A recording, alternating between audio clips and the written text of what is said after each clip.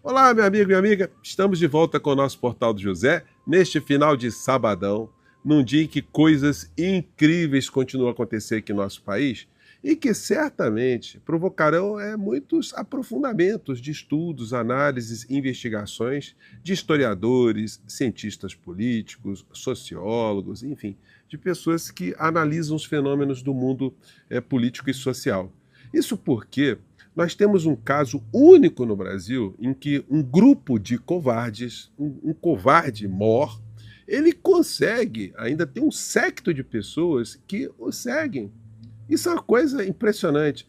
E o impressionante, o que confirma também, isso estou dizendo aqui para vocês, é que todas as vezes que o clã é confrontado, como na entrevista que nós fizemos aqui no nosso portal do José com o ex-deputado Julian Lemos, eu cito toda hora porque gerou muito material e muitas perguntas aqui no nosso portal, né? Mas quando ele toca nessas vísceras do bolsonarismo, do clã bolsonarismo, e aponta de uma maneira muito contundente que eles são covardes, eles são pusilânimes, eles são frouxos, eles são mentirosos, não há nenhum tipo de contestação. Até as pessoas que seguem a figura do inelegível, quando elas se deparam com esse tipo de verdade na cara delas, elas ficam sem jeito, elas ficam sem graça. E a única coisa que elas conseguem fazer é partir para algum tipo de comentário agressivo. Eu sempre leio os comentários aqui do nosso portal do José, no chat, eu acompanho. Às vezes a gente é obrigado a tirar um outro ali do chat porque falta com respeito, mas é impressionante. Você fala uma coisa, você explica, você apresenta o fato, a imagem, e elas simplesmente não conseguem raciocinar sobre aquilo, elas partem para o xingamento. Você está falando isso porque você é aquilo, enfim. Mas é um caso único, né? De termos ali o clã que é o tempo todo confrontado e não diz absolutamente nada.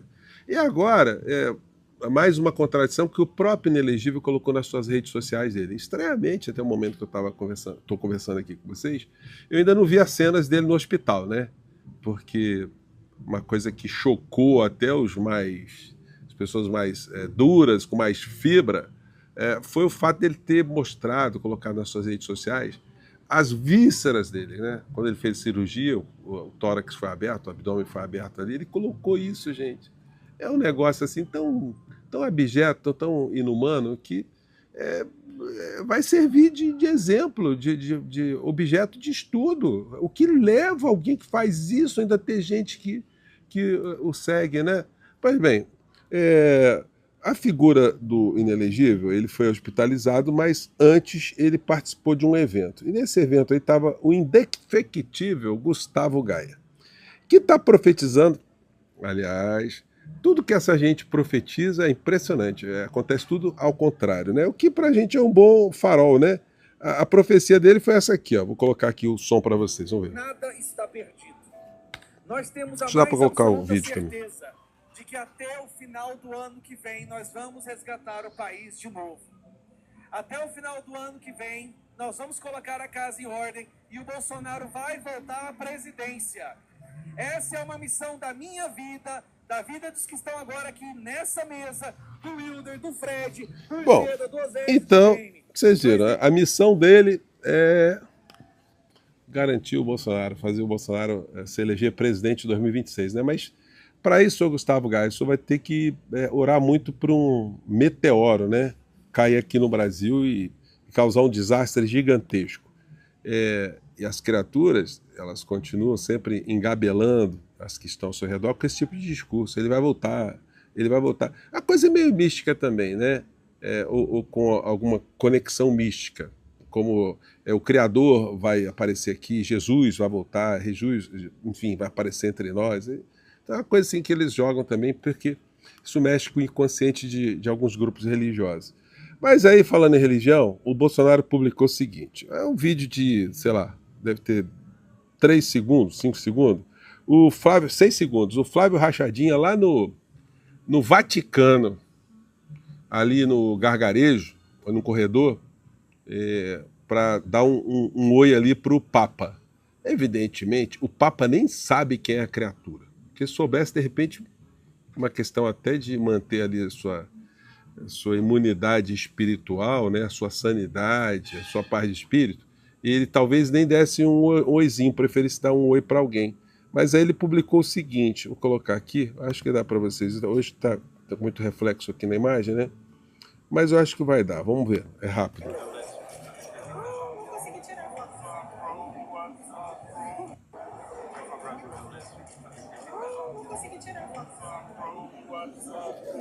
Aí, evidentemente, ore para o Brasil. Sim, aí que veio de comentário embaixo aqui da publicação de Bolsonaro. Olha, ore para o Brasil para que no máximo em 2 meses você esteja na cadeia, né? E por aí foi, né?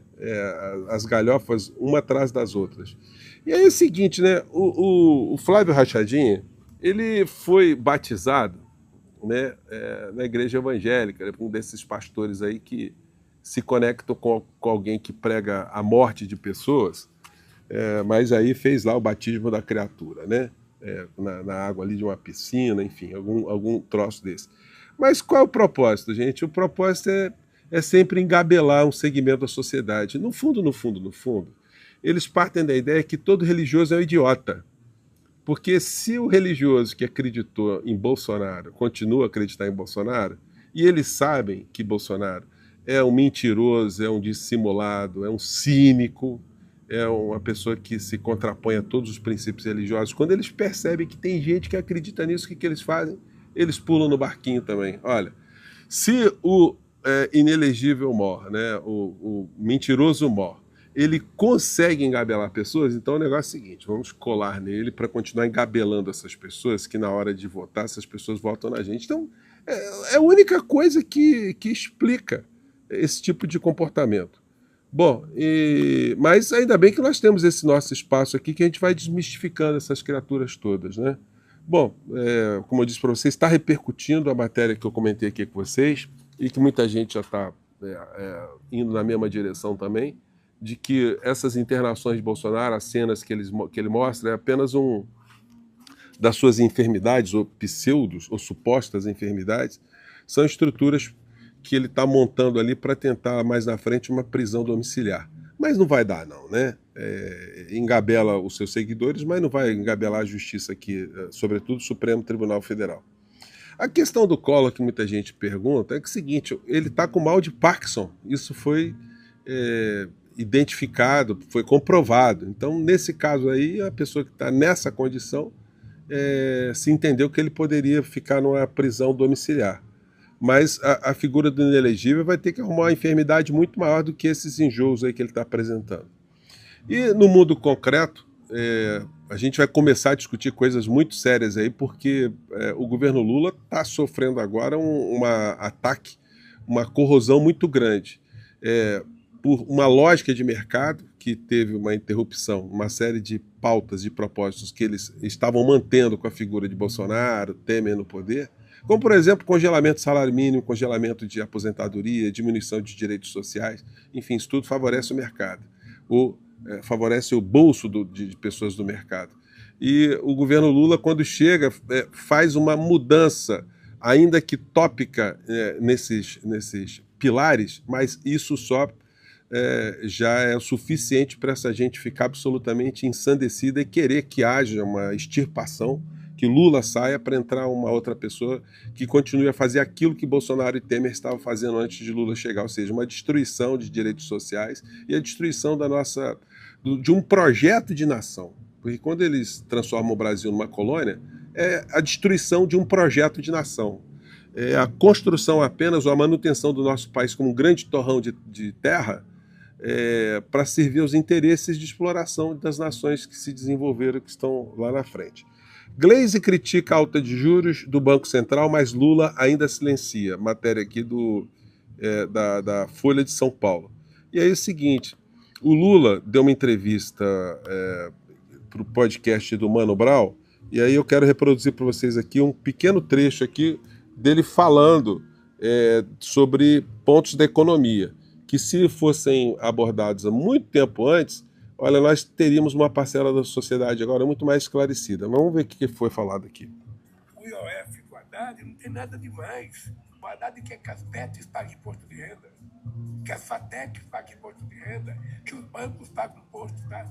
Não é imposto de renda, é pagar um pouquinho só, para a gente poder fazer a compensação Porque toda vez que a gente vai ultrapassar o arcabouço fiscal, a gente tem que cortar do orçamento. Então, se eu tiver que cortar 40 bilhões do orçamento de obras, de rua, para saúde, para educação, eu tenho que ter uma compensação. O IOF é um pouco para fazer essa compensação. Sabe? Então, nós estamos pegando os setores que ganham muito dinheiro, que pagam muito pouco, eles ganham bilhões e bilhões e bilhões e bilhões. Não dá para a gente ceder toda hora. Essa briga nós temos que fazer. Nós temos que dizer alto e bom som, sabe? Que a gente precisa levar esse povo pobre a um padrão de vida um pouco mais digno. Sim, presidente, mas quem manda essa mensagem é o senhor, é o líder maior da nação.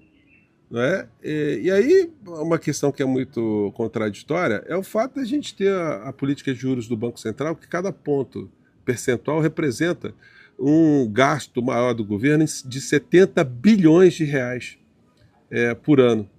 Então não adianta a gente querer tapar sempre 4 garrafas com 3 rolhas. É necessário que a gente enfrente o problema para que a gente tenha 4 garrafas e 4 rolhas, ou tenha mais uma rolha sobrando, né? Bom, é por isso que a gente está aqui, gente. Olha, mais uma vez, muito obrigado por você estar aqui no nosso portal. Mande seu comentário, tá legal? A gente volta no nosso próximo portal. Grande abraço, tchau!